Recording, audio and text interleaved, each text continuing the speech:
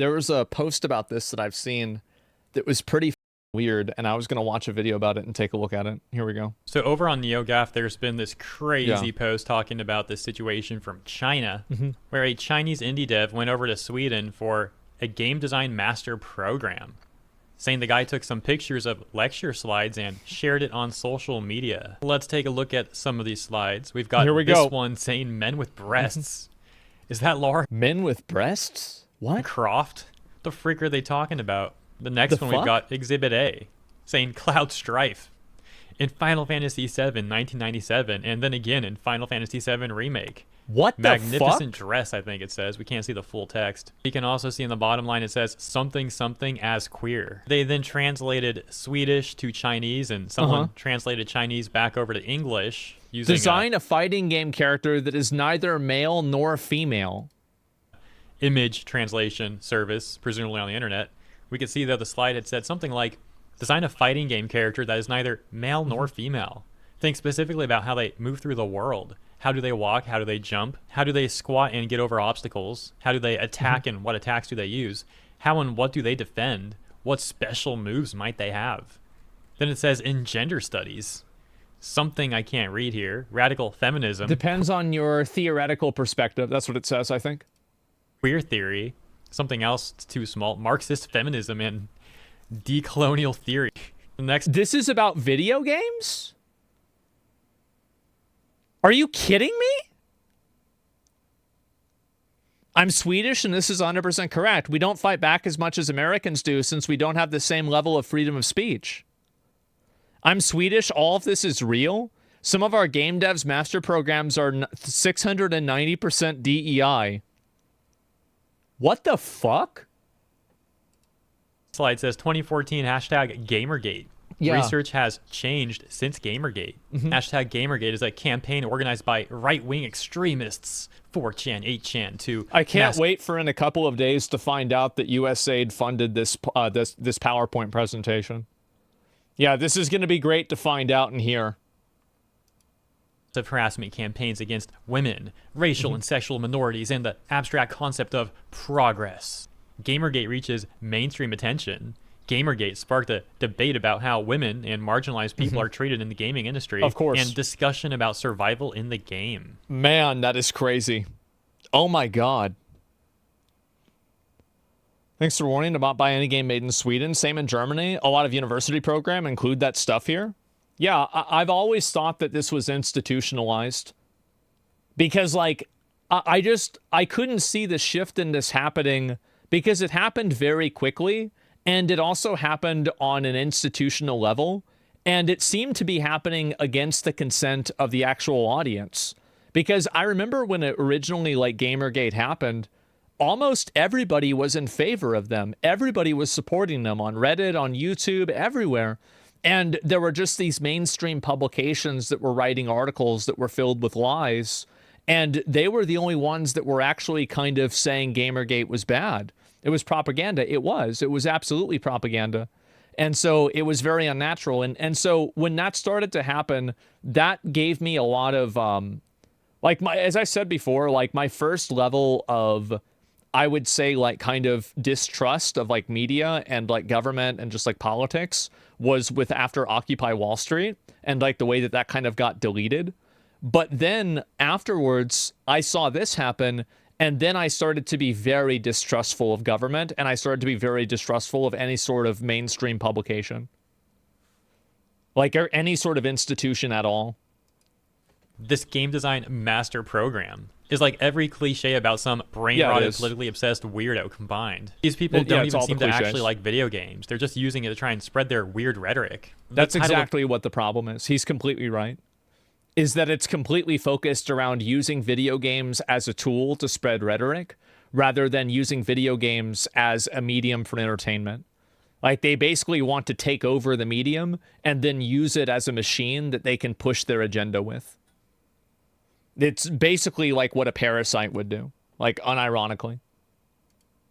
This thread, by the way, if you go to Sweden for Game Design Master Program, you'll likely be taught that Cloud Strife is a classic transgender character design. All because out of the entire game of Final Fantasy VII, there's like 5 minutes where Cloud wears a dress to infiltrate this club. Oh, hey, he's got to be trans. Jesus Christ. By the way, What a great way to Yeah, reinforce it's people are just trying to push agendas. It's obvious.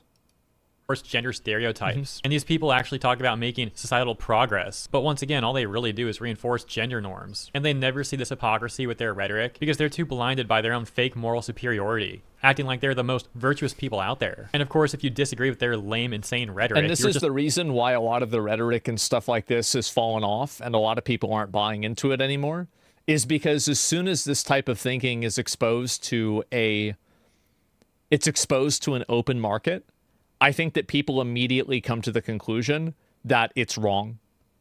And that's why for such a long time, it was absolutely necessary for these people to exist inside of closed spaces that were hyper moderated, because any space that isn't hyper moderated immediately turns against them. And you see that on, like, for example, like Reddit is hyper moderated, and Reddit has a lot of people that are in support of this kind of stuff. And even Reddit, it doesn't have that. But and Reddit is hyper moderated because of how effective it was. Twitter is not hyper moderated. Twitch chat is not hyper moderated. Like 4chan isn't hyper moderated. So why is it then that in every single unmoderated space, these opinions are completely unpopular? It's because they can't exist in a free marketplace of ideas. And these people know that, and that's why they're trying to censor and shut down places like Twitter.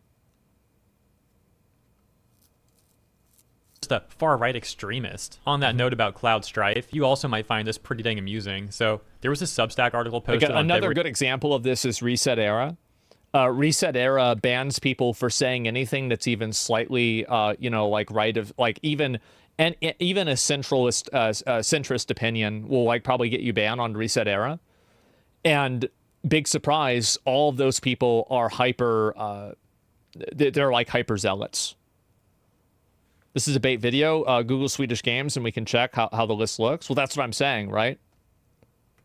About Cloud Strife, you also might find this pretty dang amusing. So there was a Substack article posted on February 1st, 2024 titled "Prove to Me You're the Man: An Analysis of Gender and Sexuality in Final Fantasy VII," also known as my long-winded excuse for saying why Cloud Strife is trans. With the upcoming release of Final Fantasy VII Rebirth, my long-winded excuse for saying he's trans.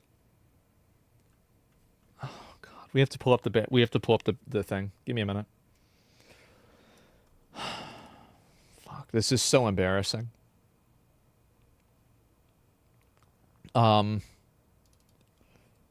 I made a chart for this. So there's a sexual identification, and if you look in here, trans is it's somewhere around, like, I'd say, like here or here, right?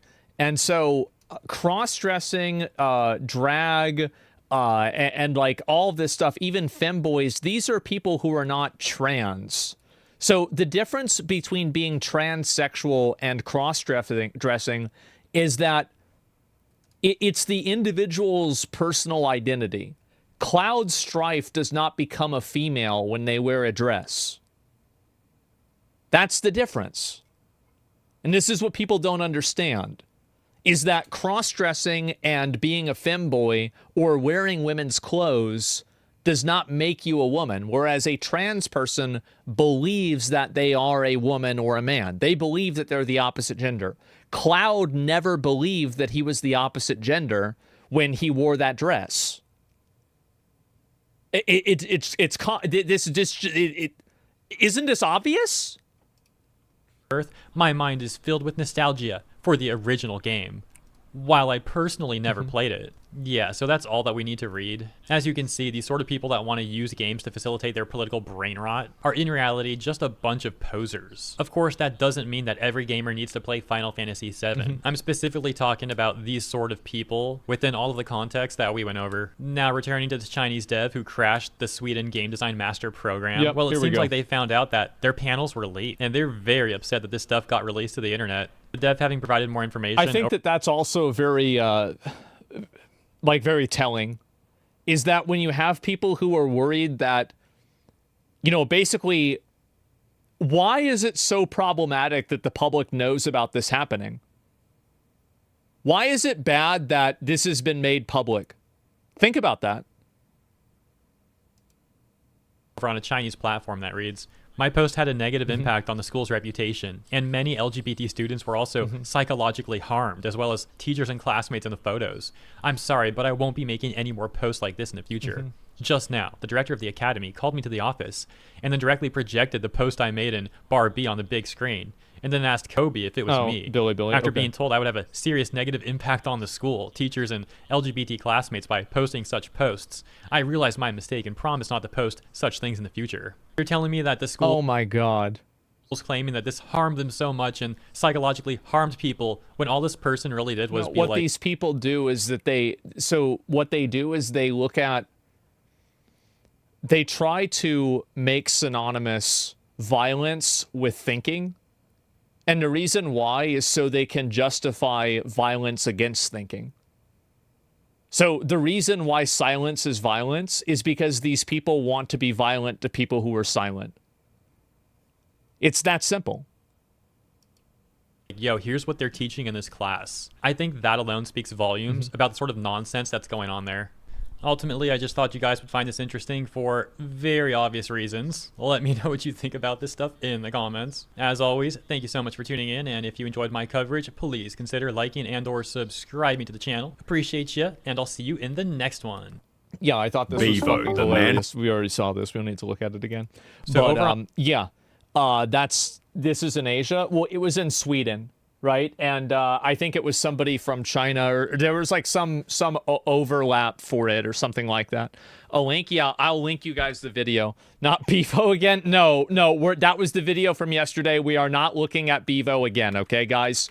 And Chinese dev goes to a Swedish seminar. Yeah, there's the video right there. Transphobia is as real as they claim. Then we need to demand respect. You don't see people exposing arachnophobes to spider against their will. Oh, I see what you're saying. No, I mean, I don't think that, like, I'm not really anti-trans. I've never really been anti-trans. That's not really the point. But I do think that this type of ideology is trying to worm itself into basically all facets of entertainment media. And these people, I know there's a lot of people that don't agree with trans. Like, I get that. I don't want to argue with you. I don't care what other people's opinions are on it. That's just what I think. And so anyway, it shouldn't be forced upon people. No, I don't think people should be forced to be trans. You're right. I don't agree with that either. And so, yes.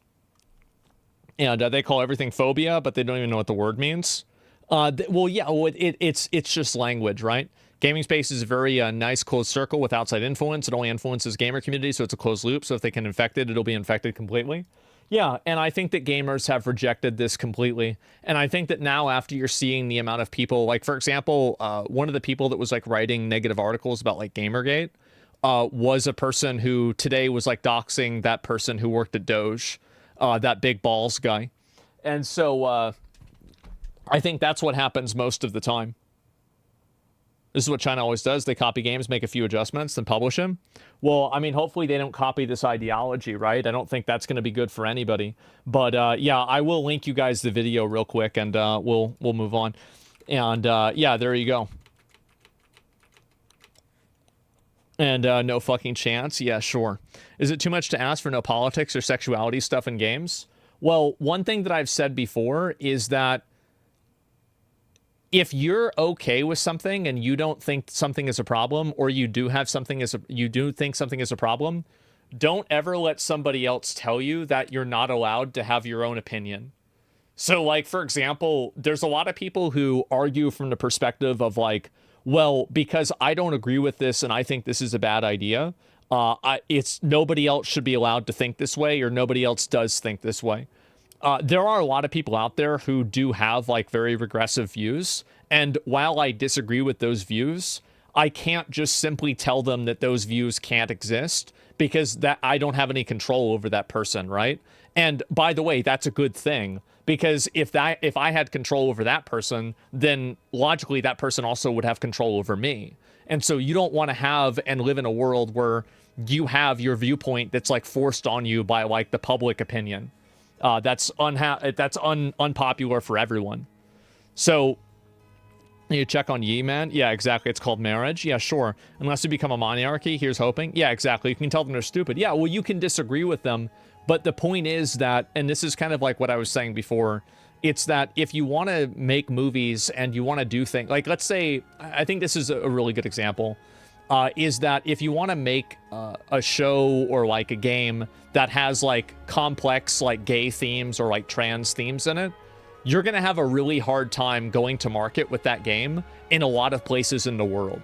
And you can tell yourself that, oh, well, it's because these people are regressive, they're stupid, they don't understand things, they're bigots, they're homophobes, or whatever. You can call them whatever you want to call them, but at the end of the day, calling them names isn't going to make them agree with you.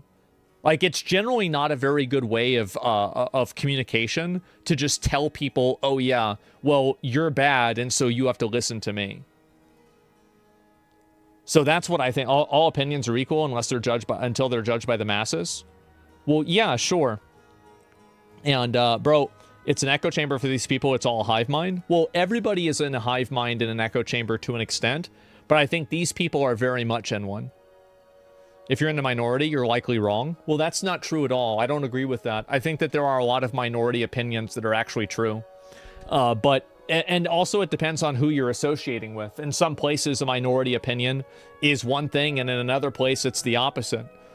Truth is not a democracy, but oftentimes it's enforced like one.